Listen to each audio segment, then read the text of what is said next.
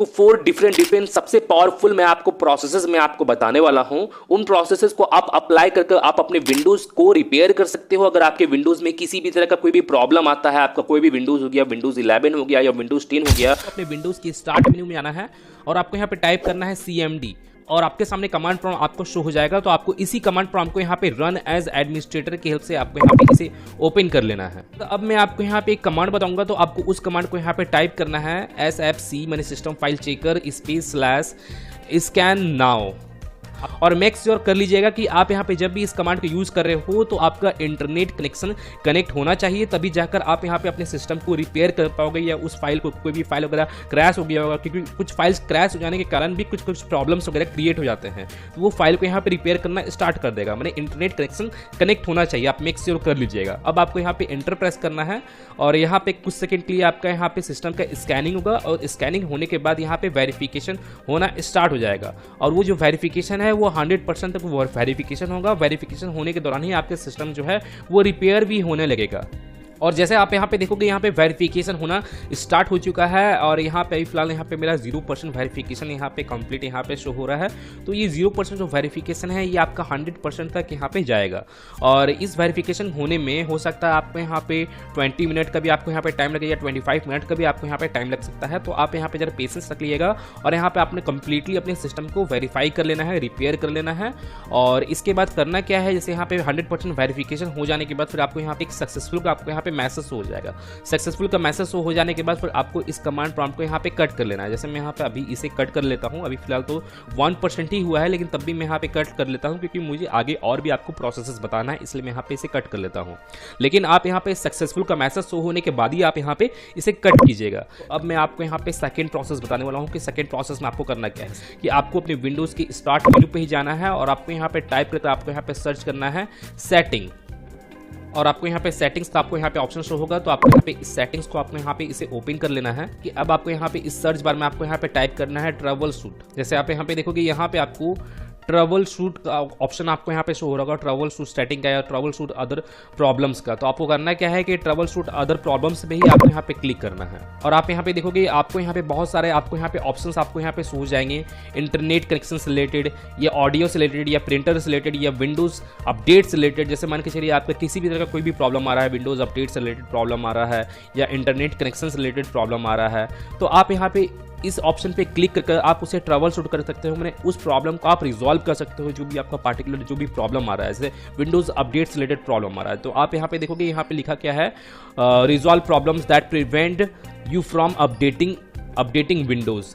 ठीक इसी तरह आप यहाँ पे देखोगे यहाँ पे भी लिखा हुआ आपको यहाँ पे शो हो होगा इंटरनेट कनेक्शन में, find and fix problem with connecting to the internet और टू वेबसाइट्स। आप यहाँ पे इस प्रॉब्लम मैंने इस ऑप्शन पे आप यहाँ पे क्लिक करके आप इंटरनेट कनेक्शन से रिलेटेड प्रॉब्लम को सॉल्व कर सकते हो। जैसे मैं यहाँ पे इसके ऊपर क्लिक करता हूँ, क्लिक करने के बाद फिर आपको यहाँ पे रन दी ट्रबल शूटर का आपको यहाँ पे ऑप्शन शो होगा। तो आप इस बटन पर जैसे ही क्लिक करोगे तो यहाँ पे आपका जो विंडोज है वो ट्रबल शूट होना स्टार्ट हो जाएगा, पार्टिकुलरली उस प्रॉब्लम के रिलेटेड यहाँ पे ट्रबल शूट होना स्टार्ट हो जाएगा। इंटरनेट कनेक्शन से रिलेटेड यहाँ पे ट्रबल शूट होगा और उस प्रॉब्लम को यहाँ पे सॉल्व किया जाएगा, ऑटोमेटिकली ये प्रोसेस होगा।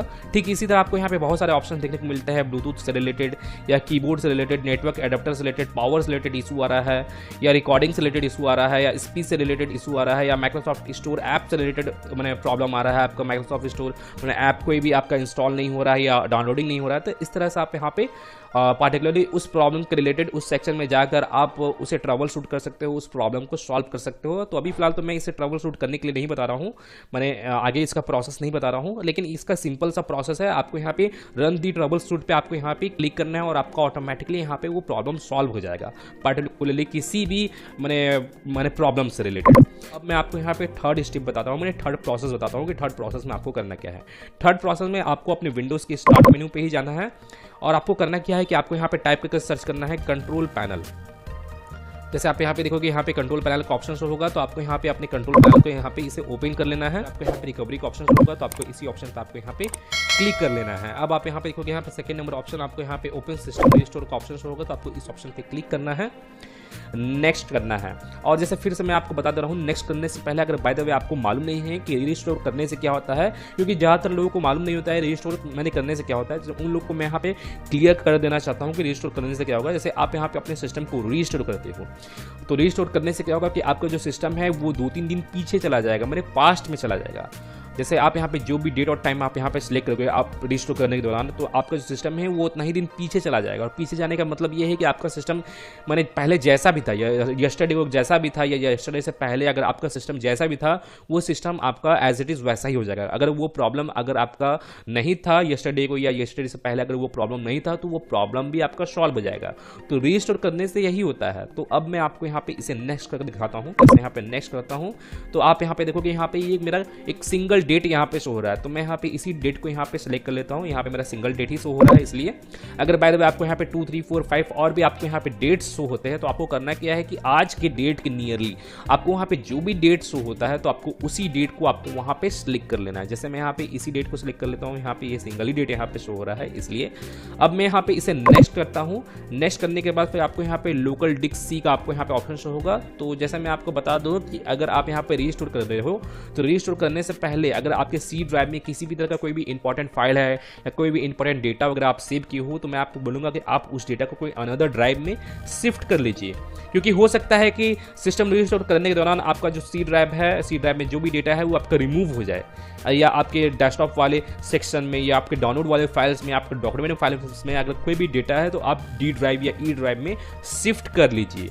तो आपको करना क्या है कि अब आपको यहाँ पे सी ड्राइव को सिलेक्ट करना है। सिलेक्ट करने के बाद फिर आपको यहाँ पे फाइनली आपको यहाँ पे इसे फिनिश कर देना है और आपका जो सिस्टम है वो आपका रीस्टोर होना स्टार्ट हो जाएगा। और हो सकता है रीस्टोर होने में आपको यहाँ पे 10 मिनट या 15 मिनट का भी आपको यहाँ पे टाइम लगेगा या कितने लोग को 30 मिनट या 1 आवर का भी टाइम लग जाता है। तो आपको यहाँ पे जरा पेशेंस रखना है क्योंकि ये जो टाइम ड्यूरेशन है ये आपके सिस्टम के डेटा पे डिपेंड करता है कि आपके सिस्टम में कितने डेटा है, उसके अकॉर्डिंग ही आपको यहाँ पे टाइम ड्यूरेशन देखने को मिलता है। तो आपको यहाँ पे जरा पेशेंस रखना है और आपको यहाँ पे अपने सिस्टम को कंप्लीटली रीस्टोर कर लेना है। और रीस्टोर करने के बाद जो आपका जो प्रॉब्लम आ रहा है, आप किसी भी तरह का कोई भी प्रॉब्लम आपके विंडोज में आ रहा है तो वो प्रॉब्लम आपका रिपेयर हो जाएगा, यानी वो प्रॉब्लम आपका कंप्लीटली सॉल्व हो जाएगा। तो रीस्टोर करने से यही होता है। अगर बाय द वे यहाँ पे तब भी वो प्रॉब्लम सॉल्व नहीं होता है तो अब मैं आपको यहाँ पे लास्ट मैंने प्रोसेस बता रहा हूँ जो 4th नंबर प्रोसेस है। आपको अपने विंडोज़ के स्टार्ट मेन्यू पे जाना है और आपको यहाँ पर डायरेक्टली आपको यहाँ पे टाइप करके सर्च करना है रीसेट। जैसे मैं यहाँ पे टाइप करके सर्च करता हूँ रीसेट, तो आपको यहाँ पे रीसेट दिस पीसी का ऑप्शन होगा तो आपको इसे ओपन कर लेना है।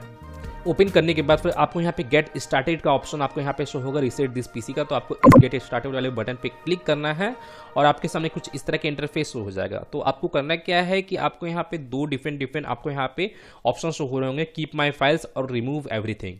अगर आप यहाँ पे रिमूव एवरीथिंग पर आप यहाँ पे क्लिक करते हो तो आपके सिस्टम में जो भी डेटा है, आपका जो भी पर्सनल फाइल्स है, जो भी एप्लीकेशंस वगैरह है, जो भी सेटिंग्स किया हुआ है आपके विंडोज़ में आपके द्वारा या कोई भी एप्लीकेशन इंस्टॉल किया हुआ है आपके विंडोज़ में आपके द्वारा, वो टोटली यहाँ पे रिमूव हो जाएगा। मैंने आपका एक तरह से समझिए कि आपका जो सिस्टम है वो ब्रांड न्यू हो जाएगा। जब फर्स्ट टाइम आप अपने सिस्टम को परचेस किए थे, जिस टाइम में जैसा था वैसा ही हो जाएगा अगर आप यहाँ पे रिमूव एवरीथिंग पे अगर आप यहाँ पे क्लिक करते हो तो।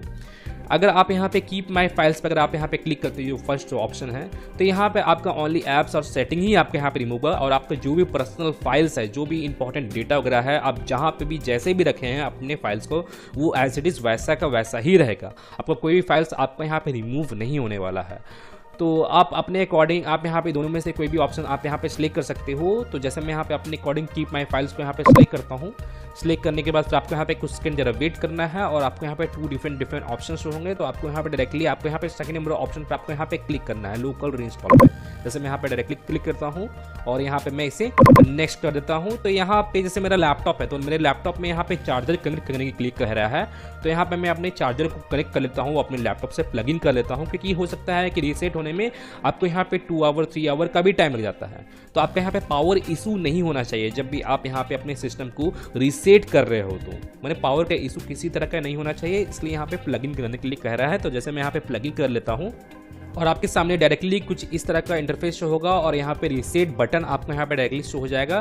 तो आप यहाँ पे रीसेट बटन पे जैसे ही क्लिक करोगे तो आपका जो सिस्टम है वो रीसेट होना स्टार्ट हो जाएगा और रीसेट का जो प्रोसेस है वो ऑटोमेटिकली सारा प्रोसेस हो जाएगा। इसके बाद आपको किसी भी तरह का कोई भी ऑप्शन को आपको यहाँ पे सिलेक्ट नहीं करना है, नहीं कोई बटन को आपको यहाँ पे प्रेस करना है। आपको बस यहाँ पे कुछ आवर्स का आपको यहाँ पे टाइम देना है अपने सिस्टम को।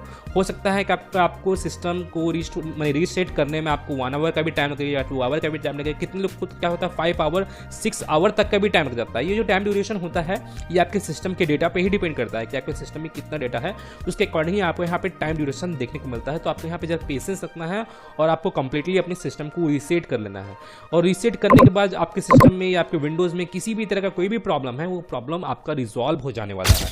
तो गाइज मैं फिर मिलता हूँ नेक्स्ट वीडियो में, till then and bye bye. और एक बात और, सब्सक्राइब बटन पे 2-3 फैट लगा दीजिएगा जिससे सब्सक्राइब हो जाए और घंटी वंटी गिर जाए।